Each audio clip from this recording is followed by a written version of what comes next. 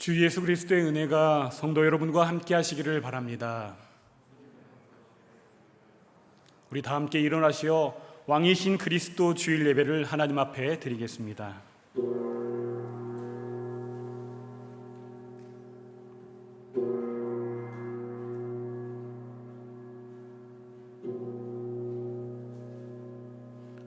찬송하리로다. 주의 이름으로 오시는 이여 가장 높은 곳에서 호산나.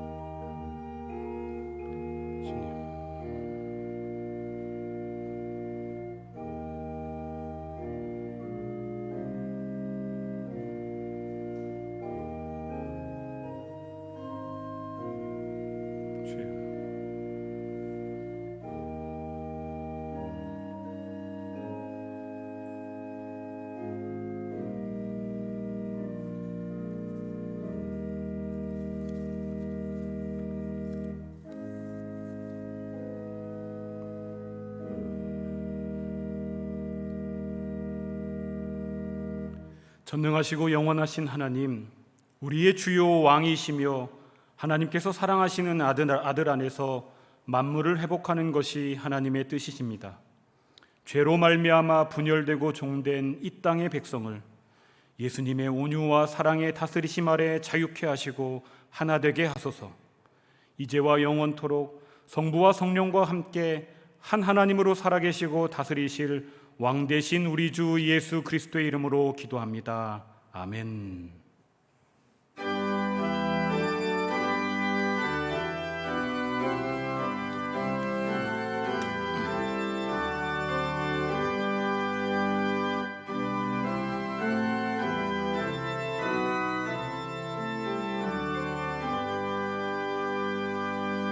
다 찬양하여라. 전능왕 창조의 주께 내 혼아 주 찬양. 평강과 구원의 주님. 성도들아 주 앞에 이제 나와 즐겁게 찬양하여라.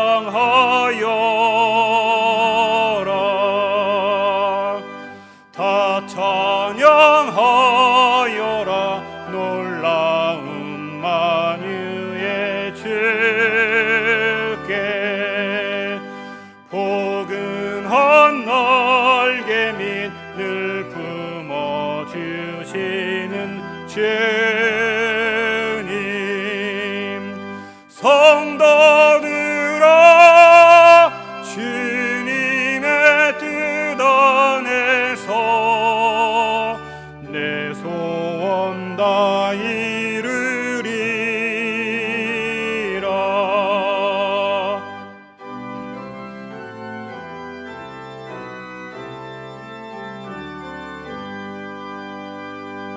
다 찬양하여라. 온 몸과 마음을 바쳐 이 세상 만물이 주 앞에 다 나와 찬양. 성도들아 기쁘게 소리 높여 영원히 찬양하여라.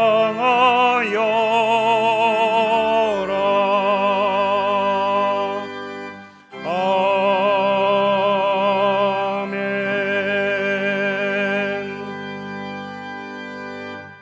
하나님의 놀라우신 사랑의 증거는 이와 같습니다. 우리가 아직 죄인 되었을 때 그리스도께서 우리를 위하여 죽으셨습니다. 우리가 그를 믿음으로 하나님의 보좌 앞에 담대히 나아갈 것입니다. 믿음과 인내로 하나님 앞에와 서로에게 우리의 죄를 고백합시다.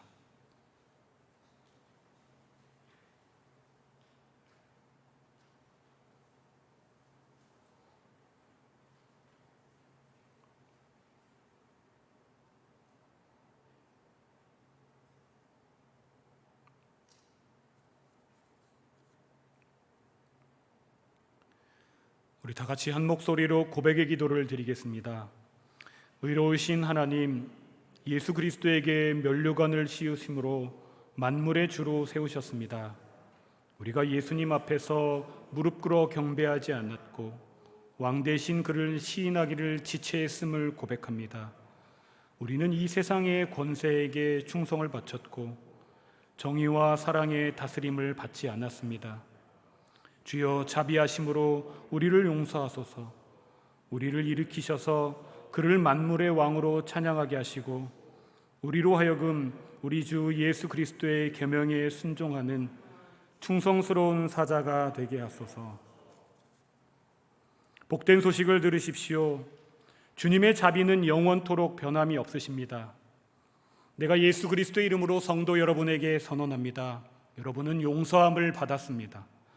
여러분의 모든 죄를 용서하신 자비의 하나님께서 여러분을 모든 선함으로 강건케 하시며 성령의 능력으로 영원한 삶으로 보호하시기를 기원합니다. 아멘. 하나님께서 그리스도 안에서 우리를 용서하셨으니 우리도 서로를 용서하는 것이 마땅합니다. 우리 구주 예수 그리스도의 평화가 성도 여러분 모두와 함께하기를 기원합니다. 이제 주위의 분들과 우리 평화의 인사를 함께 나누겠습니다. 주님의 평화가 함께 하시기를 바랍니다. 주님의 평화가 함께 하시기를 바랍니다. 주님의 평화가 함께 하시기를 바랍니다.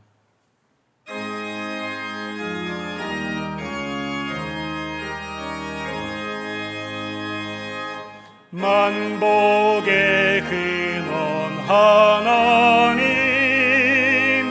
온 백성 찬송 드리고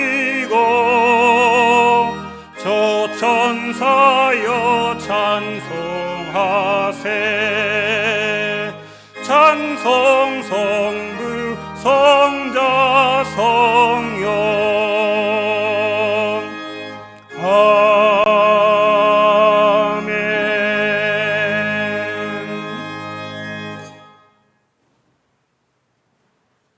하나님, 주님의 말씀과 영으로 우리를 인도하셔서 주님의 빛 안에서 빛을 보며 주님의 진리 안에서 자유를 찾으며 그리고 주님의 뜻 안에서 주님의 평화를 발견하게 하소서. 우리 주님 예수 그리스도의 이름으로 기도합니다. 아멘.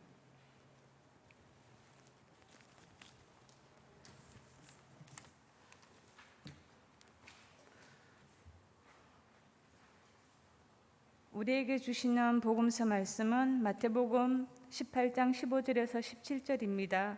신약 성경 30쪽에 있습니다.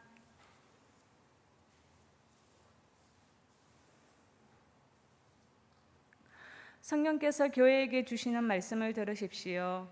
내 형제가 죄를 범하거든 가서 너와 그 사람과만 상대하여 공고하라. 만일 들으면 내가 내 형제를 얻을 것이요 만일 듣지 않거든 한두 사람을 데리고 가서 두세 정인의 입으로 말마다 확정하게 하라. 만일 그들의 말도 듣지 않거든 교회의 말하고 교회의 말도 듣지 않거든 이방인과 세리와 같이 여기라. 주님이 주시는 말씀입니다.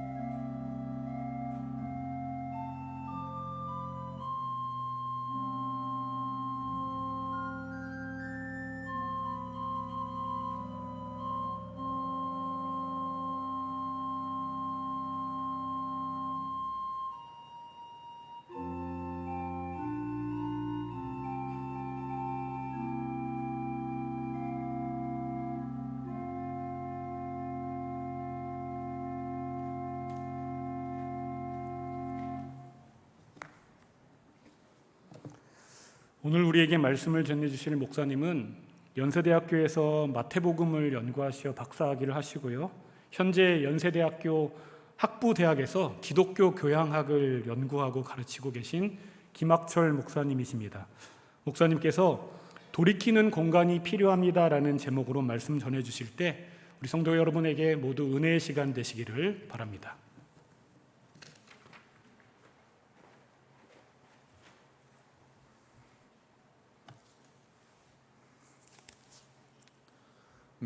매우 아름답습니다. 시각적으로도 그렇고요. 권사님 정말 감사합니다.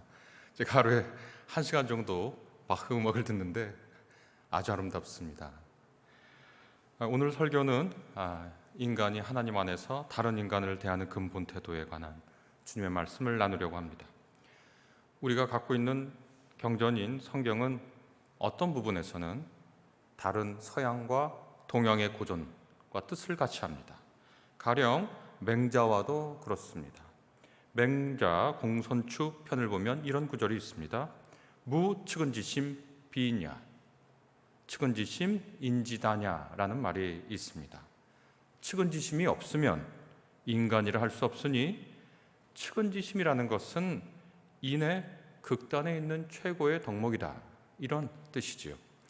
맹자에 따르면 측은지심은 다른 3가지 마음, 부끄러워하는 마음인 수호지심, 그리고 자기를 절제해 예의를 차릴 줄 아는 마음인 사양지심, 그리고 옳고 그름을 가릴 줄 아는 마음인 시비지심과 함께 인간의 가장 중요한 마음가짐을 형성한다고 맹자 선생은 말씀하셨습니다. 저는 이 부분을 처음 접했을 때 다른 마음들은 다 수긍이 금방 갔습니다. 그런데 왠지 측은지심은 잘 납득이 되지 않더군요. 불쌍히 여기는 마음이 있어야 한다니 말이죠. 우리가 종종 드라마를 보면 그런 싸구려 동전 따윈 필요 없어 라는 말을 듣습니다. 다른 사람을 불쌍히 여긴다는 게 감히 내가 할 수 있는 그런 말인가, 그런 마음인가, 오만한 마음인 것도 같고, 누가 나를 불쌍히 여긴다면 그 마음도 별로 받고 싶지 않은 그런 마음이 들었기 때문입니다. 그런데 조금 공부해 가다 보니까 측은지심이라고 하는 것은 알량한 동정과는 거리가 먼 것이었습니다. 측은지심은 어디로부터 올까요? 우선 자기 자신을 보면 측은지심이 필요하다는 것을 금방 느낄 수 있습니다. 벌거벗은 내 모습을 내가 제일 잘 알고 내 추함을 내가 제일 잘 알죠.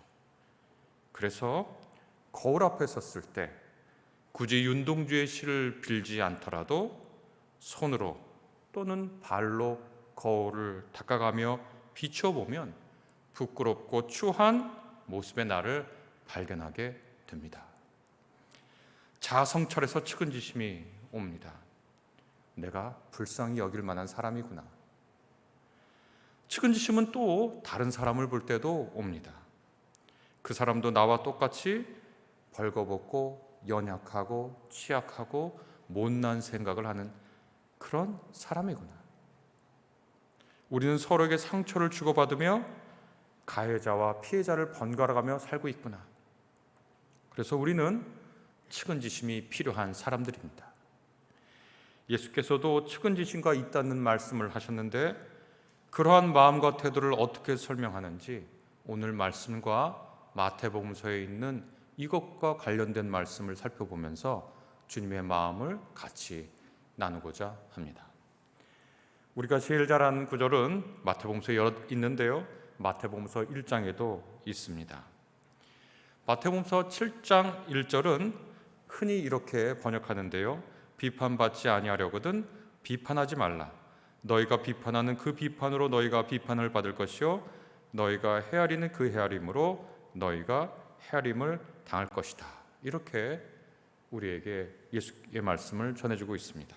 아까 우리 목사님 저를 소개하실 때 마태복음서를 전공으로 박사학위를 받았다 그러는데 맞습니다. 그리고 아마 우리나라에서 마태복음에 관련된 논문을 제일 많이 쓴 사람일 것 같습니다. 제가 이 부분을 달리 번역해 봤습니다. 이렇게 번역할 수 있습니다. 심판자 노릇하지 마십시오. 그렇지 않으면 여러분 심판받게 됩니다. 여러분이 심판하는 그대로 여러분은 심판을 받습니다. 여러분이 남을 재단하는 그대로 여러분도 재단당합니다. 심판자 노릇하지 마십시오 라고 번역하는 것이 오늘날 우리에게 더 적절한 번역인 것도 같습니다. 비판하지 말라고 하는 게 아닙니다. 사실 마태복음서뿐만 아니라 우리가 믿는 기독교 신앙의 핵심에는 비판 정신이 있습니다. 예수께서 성전을 비판하셨고 당대의 지식인이고 종교인이라고 하는 서기관과 바리새인들을 비판하셨지요. 하나님의 뜻이 무엇인지 분별하고 그 뜻에 입각해서 사람들의 행동을 살피는 것, 그것이 비판이라고 한다면 비판은 신앙의 핵심에 속하지요. 그러니 마태복음서 7장 1절을 우리가 모든 비판을 금지한 것으로 보면 안 됩니다. 그 말씀은 다른 사람 앞에서 심판자처럼 굴지 말라는 뜻입니다. 다시 말해 남의 삶의 전모를 파악한 듯 그와 그의 삶과 인격에 대해서 최종 판결권을 가진 듯 굴지 말라는 것입니다. 요즘에는 누군가, 특히 대중에게 잘 알려진 사람이 잘못이나 실수를 하면 어떻게 됩니까? 그것을 보도한 기사 아래 어마어마한 악성 댓글이 달리지요. 당사자의 SNS 계정에는 비난이 쇄도합니다. 그런 비난 때문에 그 비난을 견디지 못하고 스스로 불행한 일을 저지른 사람들도 적지 않습니다. 심지어 오해받아서 잘못된 사실이 알려져서 잘못이 아니래도 온갖 악플이 달리고 그럴 줄 알았다느니, 저 사람은 본디 뭔가 문제가 있다느니, 그렇게 한 사람의 삶과 그 사람의 인격을 매도하죠. 한 가지 잘못 또는 행동이 그 사람의 인격 전체라는 듯이 침소봉대에서 그 사람의 인생까지 삭제해버리려고 하는 것이 오늘날 우리가 겪고 있는 고통입니다. 예수께서는 바로 그런 식으로 다른 사람의 삶을 평가하고 단죄하고 살아야 할 가치가, 그 사람은 살아야 할 가치가 있어 없어 하면서 결정 지으려고 하는 심판자 노릇 그만두라고 우리에게 말씀해주고 있습니다. 가만히 생각해보면 그런 심판 행위는 아주 위험합니다. 누구나 어떤 행동을 할 때에는 내면에 간단치 않은 이유와 사정이 있기 마련입니다. 자신의 범위, 곧 자기 자신부터 친구나 가족, 소속된 조직을 고려하고 크게는 사회와 국가까지도 신경을 쓰지요. 우리 내면에 무슨 일을 할 때요. 또한 어떤 말이나 행동을 할 때 미처 제어하지 못하고 표출되는 경우도 종종 있습니다. 그래서 우리가 어떤 행동을 하고 어떤 말을 하면 집에 들어와서 자기 전에 문득문득 생각나기도 하죠. 그리고 내가 왜 그런 말을 했나? 내가 왜 그런 행동을 했나? 우리 스스로도 이해 못할 말과 행동 때문에 부끄러워합니다. 그렇죠? 그러니 침대 이불 속에 들어가서 아유, 나도 오늘 참 부끄러운 일을 행동했고 이런 말과 행동한 나를, 이런 생각이 잠깐 든 나를 다른 사람이 불쌍히 여겨줬으면 좋겠지요. 7장 1절이 전하는 핵심에는 첫째, 충분한 자격도 정보도 없으면서 다른 사람 위에 최종 심판자처럼 군림하려 들지 말라는 겁니다. 둘째, 우리가 그런 태도를 보이면 다른 사람도 우리한테 그렇게 대할 것이라고 확인해 주는 겁니다. 서로에게 최종 심판자처럼 구는 세상은 사람 살만한 곳이 못 됩니다. 내가 누군가에게 최종 심판자처럼 굴고 그 사람도 나에게 최종 심판자처럼 군다면 그게 어떻게 사람 살아가는 세상이겠습니까? 우리가 잘 아는, 우리가 익히 들었던 장폴 사르트르라고 하는 사람이 쓴 출구가 없다라고 하는 희곡을 보면 지옥이 무엇인지를 그리는 장면이 있는데요. 그 희곡 전체가 지옥에서 사는 인간들을 그리는 건데 출구가 없는 곳, 창문조차 없는 곳에 사람들이, 서로 낯선 사람들이 들어와서 서로가 서로를 괴롭히는 그런 희곡을 쓴 적이 있습니다. 왜 그런 희곡 썼냐고 물어보니 지옥이 뭔지 보여주고 싶었답니다. 그것은 기독교인이 구축할 세상이 아니죠. 그런데 사람은 어리석어서 또 자기 자신은 늘 상처와 해를 입는 피해자라고만 생각하고 타인을 늘 가해자로만 여기죠. 그러나 우리는 가해자로도 살고 피해자라도 살지요. 솔직히 우리 모습 돌아보면 피해자로만 살았습니까? 가해자로도 살았습니다. 물론 실제적인 가해자가 그에 합당한 처벌과 판단을 받아야 한다는 점은 분명합니다. 우리의 얘기는, 오늘 우리가 나눈 말씀은 간혹 우리 내면에 있는 악한, 못난, 못된 성질이 피해를 가해로 바꾸는 현상이 있지 않은가 깊숙이 바라봐야 한다는 겁니다. 남에게 심판자 노릇하지 맙시다. 창세기에 나오는 카인과 아벨 이야기 들어보셨을 겁니다. 카인이 자신의 동생인 아벨을 죽입니다. 그걸 알게 된 하나님께서 카인에게 말하죠. 너는 더 이상 이 땅에 못 산다. 이 땅을 떠나서 다른 곳으로 가라. 그러자 카인이 하나님께 호소합니다. 다른 곳에 가면 그곳 사람들이 자기를 죽일 것입니다. 몹시 두렵습니다. 그때 하나님께서 카인에게 이렇게 말합니다. 누구든지 카인을 해한 사람은 7배의 벌을 받을 것이라고. 카인이 비록 범죄자고 그가 그 땅에서 이방인이지만 아무런 이유 없이 카인을 해칠 권한은 누구에게도 없다고 하나님께서 보호의 표를 주시지요. 카인은 그가 살던 곳을 떠나 여러 곳을 오가다가 죽었으나 그의 후손이 이어졌고, 카인의 후손 중에 라멕은 하나님께서 지켜준 이 인권, 네가 범죄자고 네가 이방인이지만 그래도 인간으로서 살아갈 수 있는 권리는 하나님은 내가 너에게 보장한다 라고 하는 그 권리, 이유 없이 약자를 괴롭히지 못하도록 하는 그 내용을 가지고 피해자를 보호하는 이 말씀을 가지고 가해자의 태도로 바꿔서 카인의 후손인 라멕은 이렇게 선언합니다. 라멕이 자기 아내들에게 말했다. 아다와 실라는 내 말을 들어라.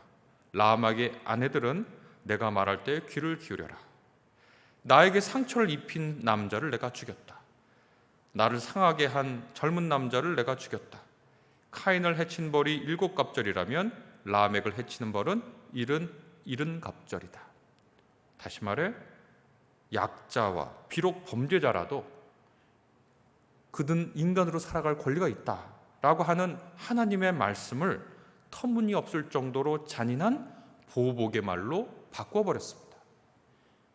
그리고 이것이 바로 우리가 사는 세상의 모습이고 우리 자신의 모습입니다.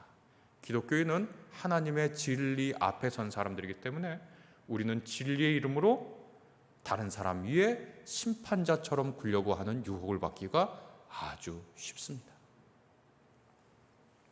오늘 우리가 읽은 말씀 마태복음서 18장은 처음부터 끝까지 용서와 관련된 말씀입니다.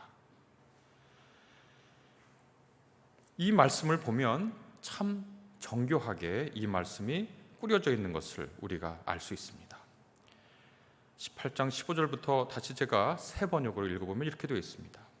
만약 그대의 형제가 그대에게 죄를 짓거든 그대와 그 둘만이 있을 때 그에게 충고하십시오.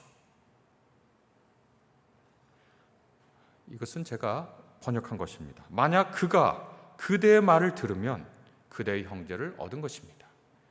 만약 말을 듣지 않으면 그대와 1명 혹은 2명을 함께 데리고 가서 그가 하는 모든 말을 두세 증인의 입을 통하여 확증하게 하십시오 라고 오늘 말씀이 이렇게 되어 있습니다. 이것은 우정의 공동체, 교회에서 서로 형제자매로 부르는 사람들 사이에서 일어난 일입니다. 곧 계약관계에서 처벌받아야 마땅한 형법상 혹은 민법상의 문제를 봐주자는 얘기가 아니라 교회 공동체 내에서 어떤 한 사람이 다른 사람에게 심한 모욕을 주거나 혹은 부당한 피해를 끼치거나 험담을 하거나 악의적으로 그 사람을 공동체 내에서 불이익을 주려고 했던 사람이 있을 경우의 얘기입니다. 그럴 때 어떻게 하는 것이냐? 둘만 있을 때 조용히 가서 충고해라 라고 예수께서는 말씀하십니다. 사실 이것도 용기를 내야 하는 일이죠. 우리가 우리에게 아주 기분 나쁘게 하고 우리에게 피해를 주고 우리에게 악담하는 사람 얘기를 듣고 우리는 맨 처음에 취할 태도는, 우리가 맨 처음에 자연스럽게 취하는 태도는 그 사람 얼굴도 안 보려고 그러고 다른 사람한테 가서 그 사람 욕하는 거잖아요. 그래서 그 얘기가 점점 퍼지게 마련인데요. 그런데 용기를 내서 자기에게 피해를 주는, 악담하는, 사회적 평판을 떨어뜨리는 사람에게 가서 얘기하라는 겁니다. 둘만 있을 때 충고하라는 겁니다. 이렇게요. 아주 담백하게 사실 그대로 얘기하는 겁니다. 내가 이런 얘기를 들었는데 혹시 사실인가요? 저는 그렇지 않았고 그것은 좀 잘못이라고 생각해요. 이렇게 상대방에 말해주고 해결 방안을 둘만 있을 때 취해라. 속으로 그 사람을 미워하거나 저주하고 있지는 말라는 겁니다. 우린 작은 우리에게 들리는 험담으로 우리는 그 사람을 속으로 저주하고 미워하고 그렇게 하잖아요. 그렇게 하지 말고 담백하게 그 사람 둘만 있을 때 가서 얘기해라. 말을 듣지 않습니다. 그 사람 자신의 잘못을 인정하지 않으면 두세 사람 데리고 가라. 그래서 다시 한번 말해라. 이렇게 얘기합니다. 왜 두세 사람 데려가느냐? 증인을 세우는 겁니다. 당시에 법정에서 필요한 증인의 수가 2명이거든요. 그래서 2명 데리고 가서 김 집사 이렇게 얘기했잖아. 아니 김 집사가 나 그런 적 없어. 그러면 두세 사람 데려가고 김 집사 나도 들었어. 그 우리 다 약한 사람들이니 이해합시다 서로. 그리고 잘못 인정하면 해결되는 거지 뭐. 형제의 사랑으로 그렇게 얘기하라는 거예요. 그 말 안 들어요. 나 그런 적도 없고 나의 말 오해한 거고. 그럼 어떻게 하냐? 교회에 말하라는 거예요. 오늘하고는 조금 다르겠죠? 네. 목사님 상담할 수도 있고 이런저런 행정적인 조치를 취할 수 있겠죠. 만약 교회 말도 듣지 않으면 어떻게 할까요?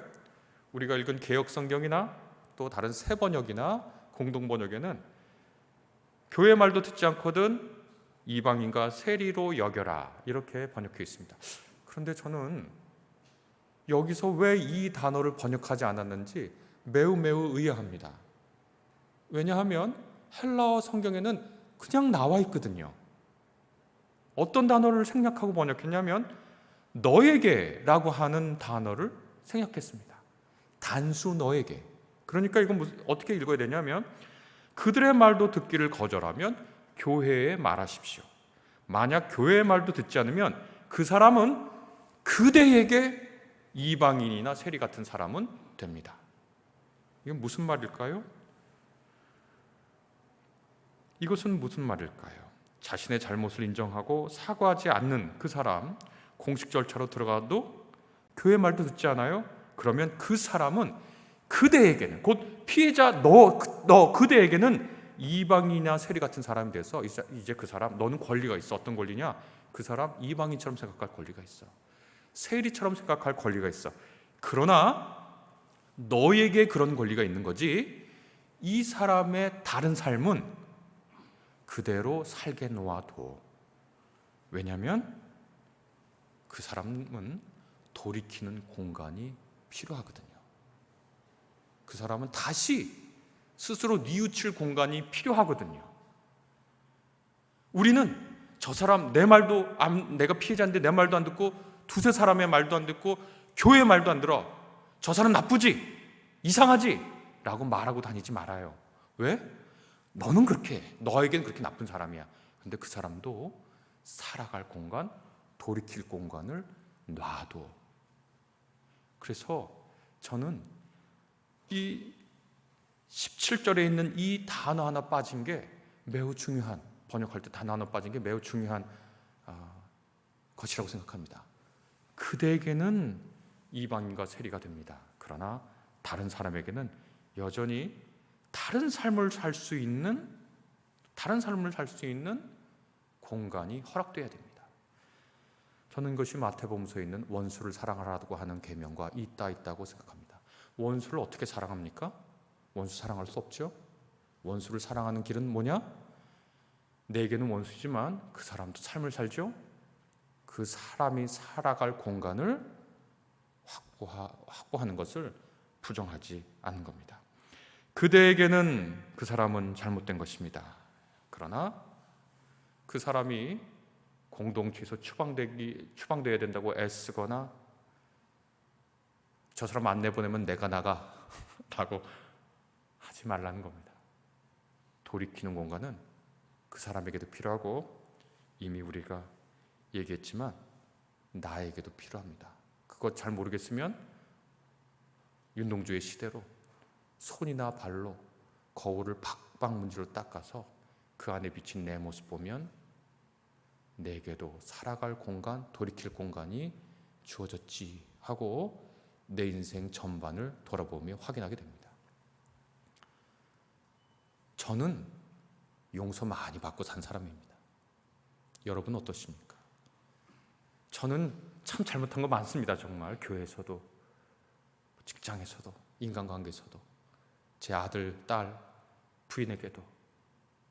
그런데 용서받았습니다. 살아갈 공간 줬습니다. 제가 한 잘못한 행동 하나 두 개, 한두 말로 제 인생을 판단하지 않았습니다. 그래서 제가 부끄럽지만 여기 와서 설교합니다. 손과 발로 거울 팍팍 닦아보면 너에게는 이방인과 세리지만 다른 사람에게는 아버지고 엄마고 형이고 동생이고 누나고 언니고 친절 베푼 사람이고 나 안아준 사람이다 라고 하는 돌이킴의 공간이 허락되어야 된다는 걸 우리가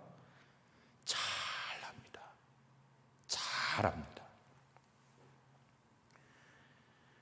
우리는 가해자로도 살고 피해자로도 사니까요. 그 사람이 돌이키는 공간, 그 여지를 주는 게 가장 중요한 것 같습니다. 이것이 바로 맹자 공손주에 나오는 측은지심이죠. 스스로를 돌아보는 것, 그리고 다른 사람 위에 군림하려고 하지 않는 것. 내 눈에 들보는 못 보고 다른 사람 눈에 티는 보느냐?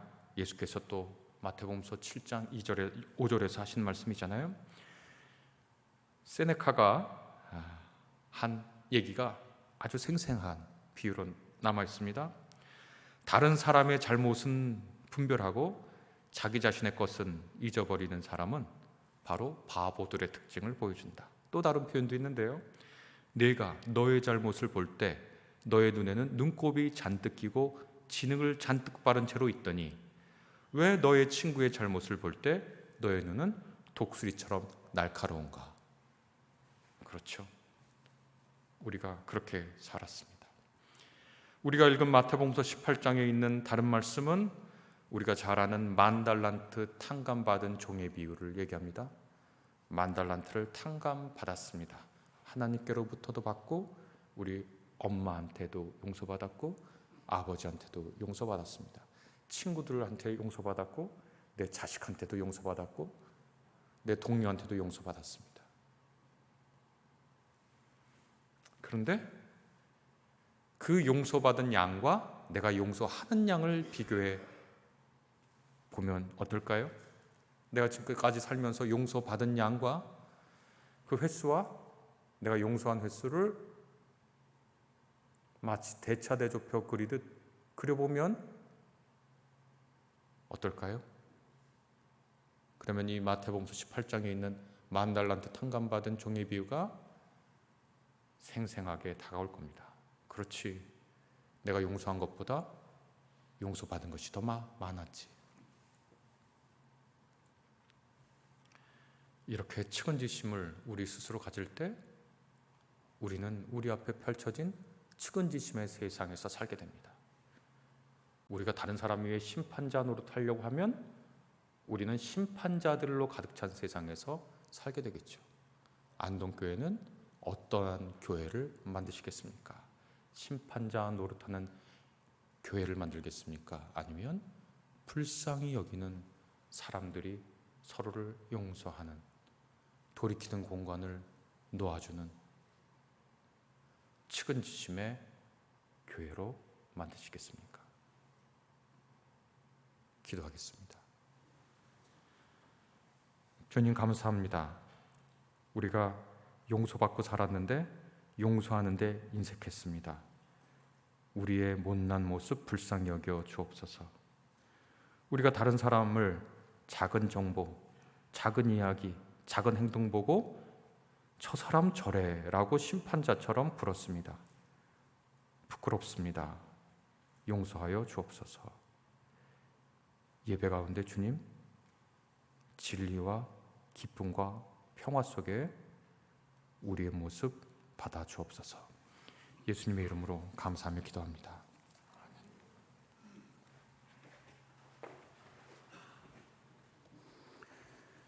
우리 가운데 역사하시는 능력대로 우리의 온갖 구하는 것이나 생각하는 것에 다 넘치도록 능히 하실 이에게 교회 안에서와 그리스도 예수 안에서 영광이 대대로 영원 무궁하기를 원하노라.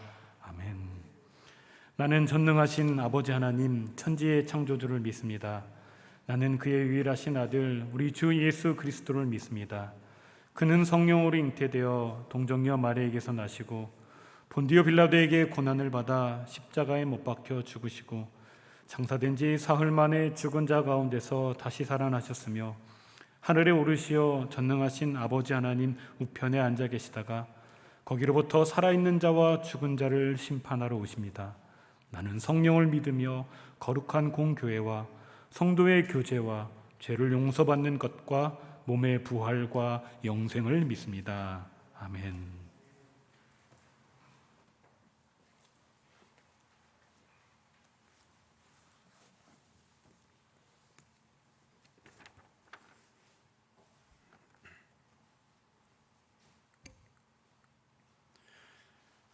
사랑과 은혜가 많으신 하나님의 아버지, 오늘도 이렇게 주일을 맞아 교회에서 또는 가정에서 예배드릴 수 있게 해주심을 감사드립니다. 비록 아직도 모든 교인이 직접 성전에 나와 예배드릴 수 있는 건 아니지만 교인 각자의 처한 상황에 맞게 주일을 지킬 수 있는 것 또한 주님의 은혜라 믿습니다. 바라옵기는 연약하고 부족한 저희를 주님의 능력에 장중히 굳게 잡아주시고 저희 마음과 생각을 성령께서 주관해 주셔서 오늘의 모든 삶이 주님의 뜻에 합당하고 활기차고 보람된 날들이 되도록 도와주시옵소서. 때로는 염려와 근심으로 또는 질병으로 고통스러운 가운데 보내는 때도 있사오나 그때마다 위로와 힘을 주시고 주님의 은혜의 날개 아래 평온케 하시고 진리의 영으로 늘 새롭게 하여 주시옵소서. 작년부터 지속된 코로나 바이러스 유행은 저희의 삶과 신앙생활에 많은 영향을 끼친 것 같습니다. 사회적으로 비대면 생활이 일상화되었고 자연스럽게 교회에 나오지 못하고 집에서 각자 개인의 신앙생활을 지속할 수밖에 없는 상황이 지속되었습니다. 이러한 생활이 자칫 나태해지고 주님을 멀리할 수도 있는 상황이 될 수 있었지만 저희 안동교회 성도들은 이 상황을 계기로 하여 교회에 나와 예배드리고 찬양하며 성도의 교제를 할 수 있다는 것이 얼마나 감사한 일인지를 더욱 체감할 수 있는 좋은 기회였을 줄 압니다. 예전의 일상이 단시 온전히 회복되는 때가 오면 저희의 신앙생활은 더욱 굳건해질 것을 믿습니다. 사랑과 은혜가 많으신 하나님, 다만 한 가지 안타까운 것은 백신 접종 등의 효과로 이제 예전 일상으로의 회복이 점차 가시화되기 시작한 이 시점에 다시 코로나 확진자가 증가하고 위중증 환자도 증가하기 시작한 것입니다. 또한 그로 인해 이제 막 교회에 다시 나오기 시작하는 성도들의 발걸음이 다시 되돌려지는 상황이 발생하지 않을까 하는 걱정이 앞서기도 합니다. 바라옵기는 주님의 사랑과 은혜로 이 모든 상황이 더 이상 나빠지지 않고 회복될 수 있기를 바랍니다. 항상 저희 안동교회 교육자분들을 기억해 주시사 2년여간 지속되어 오는 비대면 상황 하에서 성도들을 이끈다는 게 쉽지 않은 것임에도 불구하고 성실히 그 소임을 다해 주시고 계심을 기억해 주셔서 항상 강건한 마음과 몸으로 지켜주시기를 기도드립니다. 또한 얼마 전 새롭게 임직한 장로님, 안수집사님, 권사님 모두를 기억해 주시고 안동교회를 이끌어가는 중심 역할을 충실히 해 나가실 수 있는 지혜와 은혜 내려주시기를 바랍니다. 다음 한 주간도 주님께서 지켜주셔서 주님의 한결같은 사랑과 권능과 지혜의 발로 저희의 온 삶을 선히 이끌어 주셔서 주님과 동행하는 하루, 주님의 인도하심을 받는 하루하루가 되게 하여 주시옵소서. 이 모든 말씀 우리 주 예수 그리스도의 이름으로 기도드렸습니다. 아멘.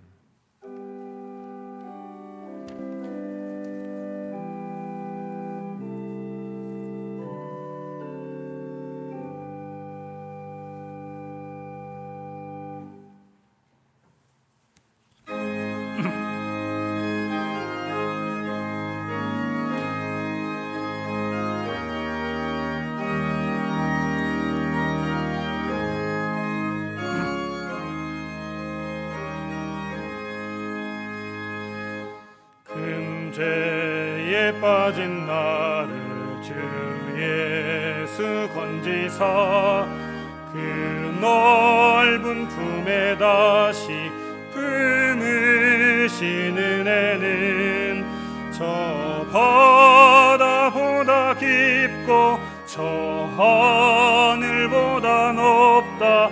그 사랑 영원토록 나 찬송하리라. 날로 더욱 귀하다. 날로 더욱 귀하다. 한이 없이 넓은 우리 주의 사랑 날로 더욱 귀하다. 옛날에 유대 땅에 주 예수 다닐 때 그 은혜 받으려고 큰 물이 모였네. 눈 먼저 병든 자를 다 고쳐주셨으니 나 같은 죄인까지 그 은혜 받도다. 날로 더욱 귀하다. 날로 더욱 귀하다. 한이 없이 넓은 우리 주의 사랑 날로 더욱 귀하다.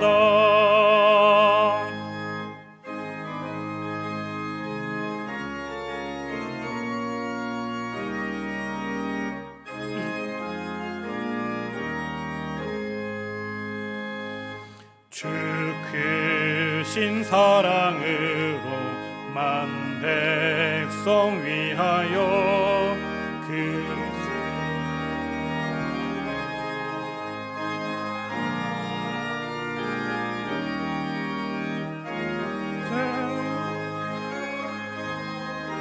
큰 소리 함께 높여 온 천지 울리도록 주 찬송하리라. 날로 더욱 귀하다. 날로 더욱 귀하다. 한이 없이 넓은 우리 주의 사랑 날로 더욱 귀하다. 영원과 감사의 기도 드리겠습니다. 주 우리 하나님께 감사드립시다. 크신 하나님, 하나님을 찬양합니다. 하나님은 우주의 통치자이시며 아들을 보내셔서 만왕의 왕으로 세우셨습니다. 예수께서 이 세상 모든 권세를 이기시고 정의와 공평으로 민족들을 다스리시니 우리가 기뻐합니다. 그의 사심과 죽으심과 부활하심, 승천하셔서 하나님 우편에 존귀와 권세로 앉으심에 나타난 그의 승리를 송축합니다.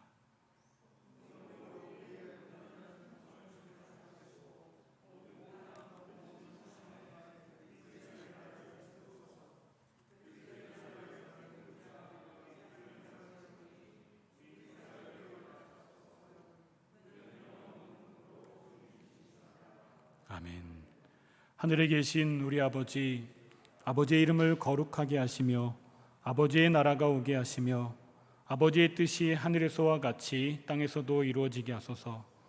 오늘 우리에게 일용할 양식을 주시고 우리가 우리에게 잘못한 사람을 용서하여 준 것 같이 우리 죄를 용서하여 주시고 우리를 시험에 빠지지 않게 하시고 악에서 구하소서.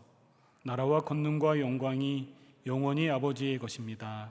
아멘. 다 같이 자리에 앉으시고 성찬회에 참여하겠습니다.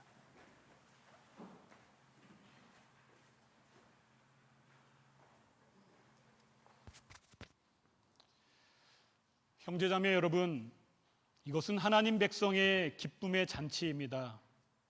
사람들이 동서남북으로부터 와서 하나님 나라 잔치에 참석할 것입니다. 사도 누가에 의하면 예수께서 그의 제자들과 함께 식탁에 앉으셨을 때 떡을 가지사 축사하시고 떼어 제자들에게 주실 때 저희 눈이 밝아져 예수인 줄 알아보게 되었습니다. 이것은 주님의 식탁입니다. 우리 구주께서 주님을 믿는 자들에게 그가 준비해 놓으신 이 잔치에 참여하도록 초대하십니다. 주님께서 성도 여러분과 함께 하시기를 바랍니다. 여러분의 마음을 들이십시오. 주 우리 하나님께 감사합시다. 영원하시며 우주의 창조주이자 왕이신 하나님, 하나님께 감사와 찬양을 드리는 것은 우리의 마땅히 행할 바이며 또한 우리의 지극한 기쁨입니다. 사랑으로 이 세계를 지으셨고 은혜와 평화로 온 땅을 다스리십니다. 나라와 군왕들은 일어나고 소멸하지만 하나님의 다스리심은 무궁하시며 하나님의 자비하심은 한이 없으십니다. 하나님께서는 사랑으로 우리를 지으사 하나님을 사랑하며 섬기게 하셨습니다.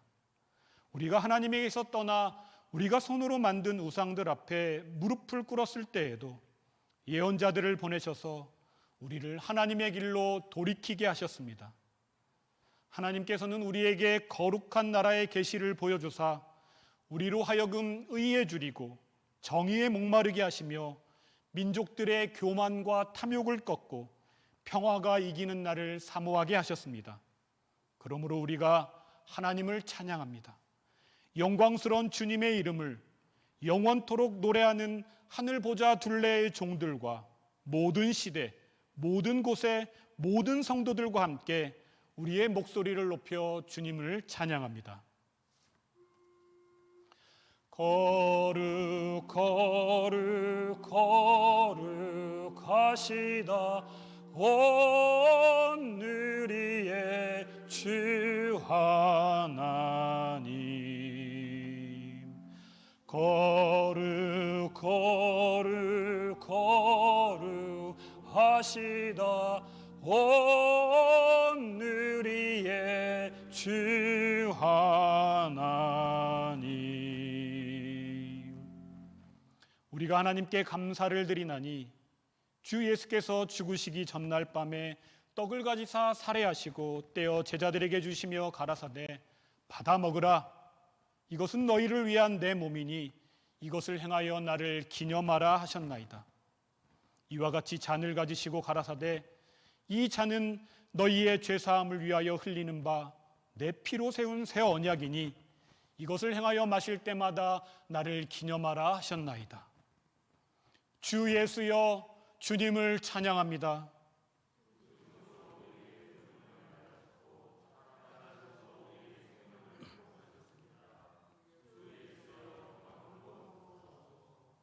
은혜로우신 하나님, 하나님의 영을 우리에게 부어주소서. 또한 주께서 주신 이 선물, 곧 우리가 떼는 떡과 축사하는 잔 위에 부으셔서 그리스도의 몸과 피의 성찬이 되게 하소서.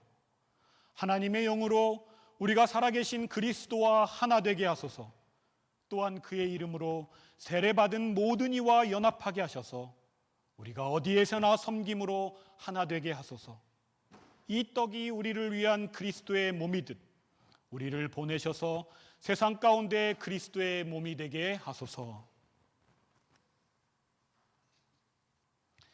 이 시간 우리 다 같이 성찬에 참여하겠습니다. 들어오실 때 받은 우리 떡을 손에 높이 들도록 하시겠습니다.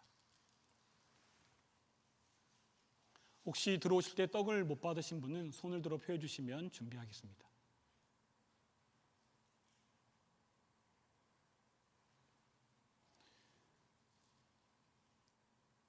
이것은 여러분을 위하여 주시는 그리스도의 몸입니다.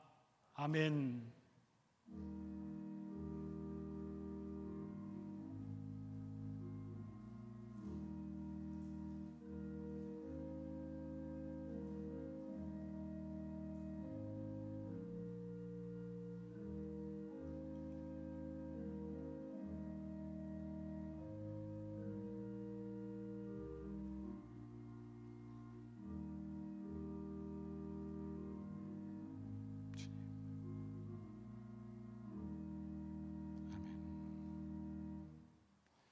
다 같이 주님의 몸에 참여하겠습니다.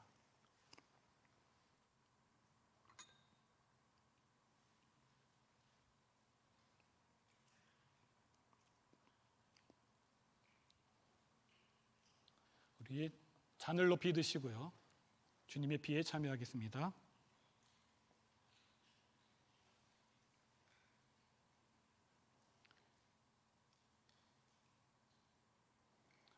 이것은 여러분을 위하여 흘리신 그리스도의 피입니다. 아멘.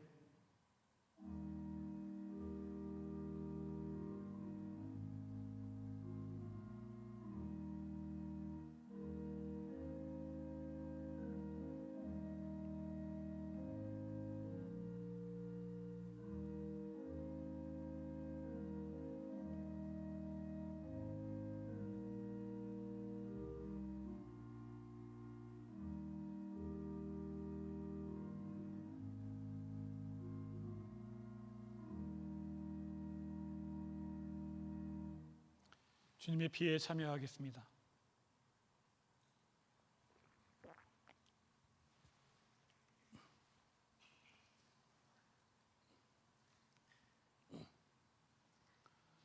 다 같이 성찬 후 기도 한 목소리로 드리겠습니다.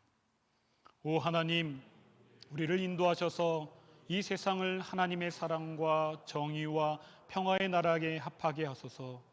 우리를 도우셔서 주님의 요구대로 곧 의를 행하며 인자를 사랑하며 우리 하나님과 겸손히 동행하며 살게 하소서. 예수님처럼 우리도 이웃을 사랑하게 하소서. 우리를 지키셔서 최후 승리의 날에 그리스도께서 오실 때까지 또한 주님의 모든 성도와 함께 영원한 나라의 기쁨에 참여할 때까지 주님을 신실히 섬기게 하소서. 주 예수 그리스도의 이름으로 기도합니다. 아멘.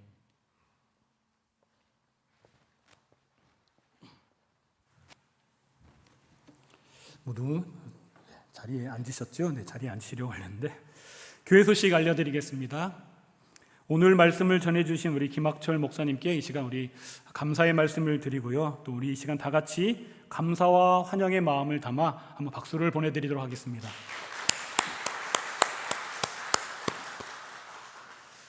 계속해서 광고 드리는 것처럼 대림절 특별 새벽 기도회가 11월 29일 월요일부터 12월 4일 토요일까지 한 주간 저희 오전 6시 본당에서 진행됩니다. 많은 참여 부탁드리고요. 또 대림절 우리가 함께 묵상을 나눌 수 있는 묵상집은 교회 행정실에서 구매할 수 있으니 구매하셔서 이 대림절 기간 동안 말씀과 묵상하시는 데 유용하게 사용하셨으면 좋겠습니다. 다른 광고는 교회 주보를 참고해 주시면 감사하겠습니다. 우리 다 같이 일어나셔서 파송의 찬양 함께 부르겠습니다.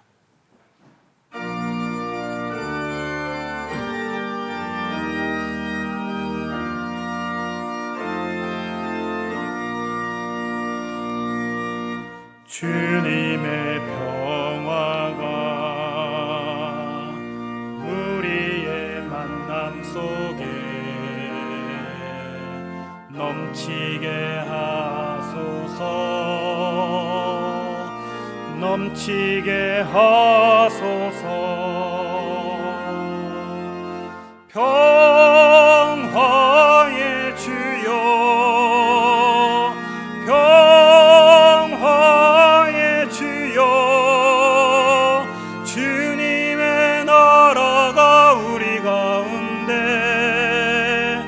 샘솟게 하소서. 주님의 사랑이 우리의 만남 속에 넘치게 하소서, 넘치게 하소서. 사랑의 주여, 사랑의 주여, 주님의 나라가 우리 가운데 샘솟게 하소서.